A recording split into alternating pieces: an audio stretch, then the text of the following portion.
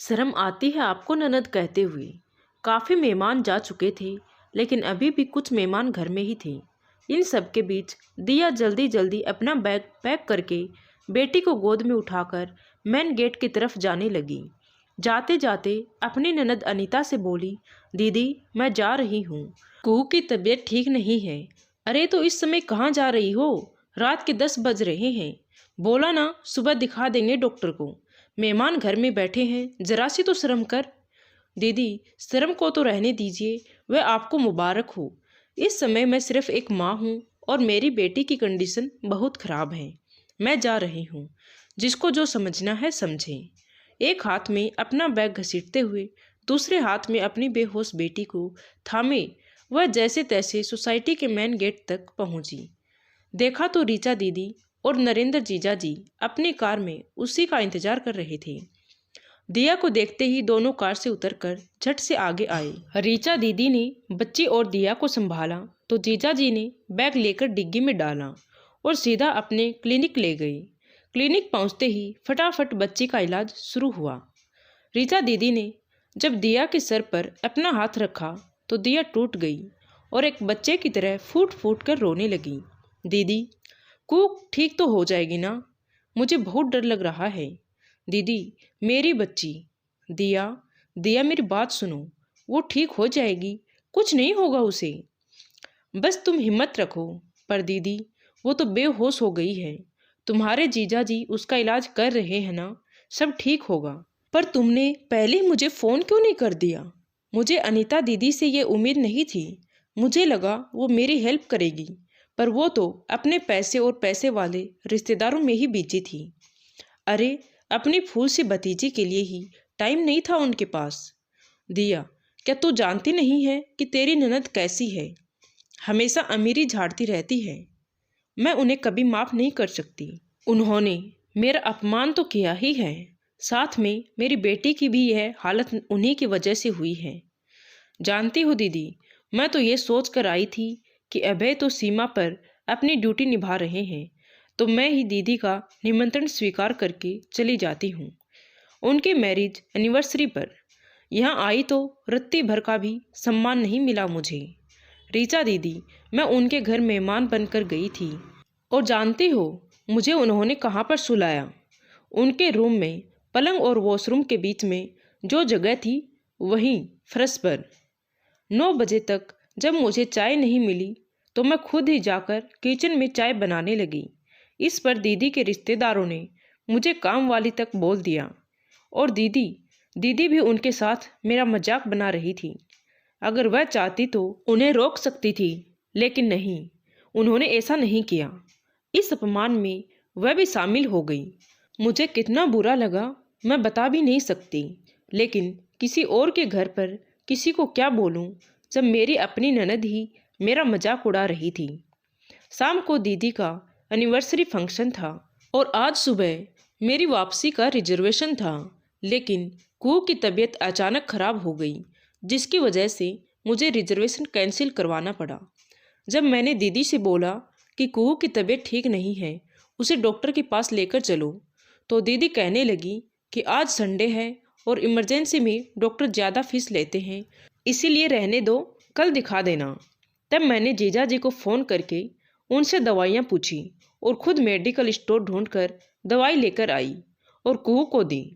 जानती हो दीदी, दोपहर के 3 बज गए, लेकिन अनीता दीदी ने मुझसे खाने तक का नहीं पूछा, खुद ही जाकर खाना परोस कर ले आई।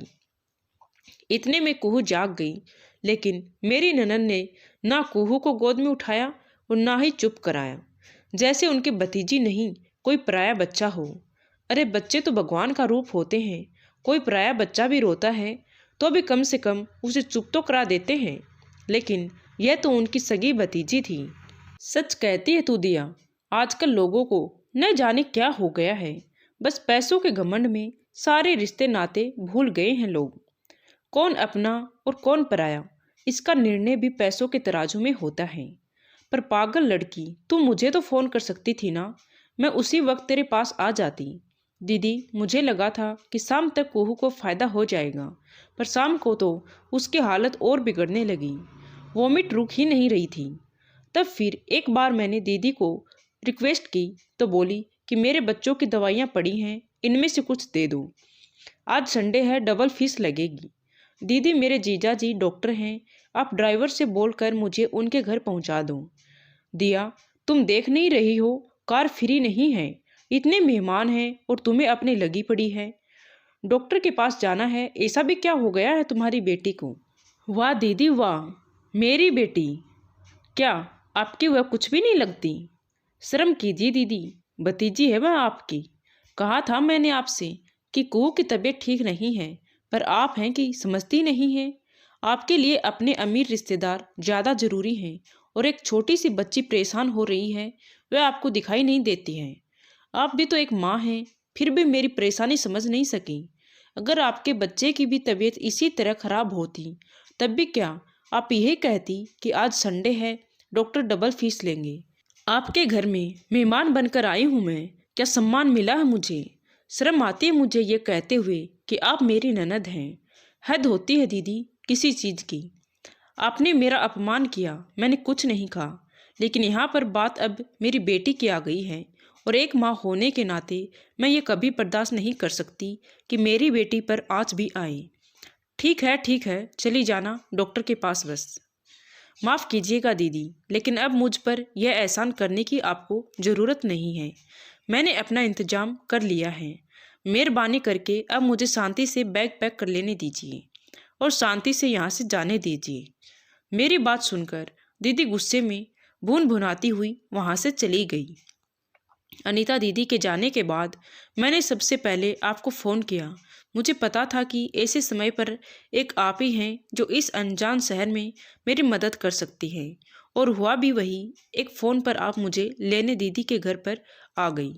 जानते हो दीदी, बैग पैक करते हुए मैं बस यही सोच रही थी कि क्या अमीर लोगों के पास दिल नहीं होता।